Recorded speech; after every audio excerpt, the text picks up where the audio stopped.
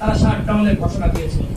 প্রবাসীরা যদি remittance shutdown না করতো, রিজার্ভ যদি সংকটে না পড়তো, তাহলে এই শেখ হাসিনা বিদায় নিত না। আমরা দেখেছি এই আন্দোলনের প্রভাব কিভাবে পড়েছে, এবং সেই বক্তব্য কিন্তু ওই স্বৈরাচারের দোষর পলক দিয়েছিল যে তোমরা রেমিটেন্স পাঠাও। কিন্তু প্রবাসীরা বলেছে প্রয়োজনে আমার স্ত্রী সন্তান এক সপ্তাহ না খেয়ে থাকবে, তাও আমরা সরকারের পতন চাই, আমরা আগামী 3 মাস ধরে রেমিটেন্স পাঠাবো না। আমরা প্রবাসীদেরকে স্যালুট জানাই গণ অধিকার পরিষদের পক্ষ থেকে, তারা যে ভূমিকা রেখেছে।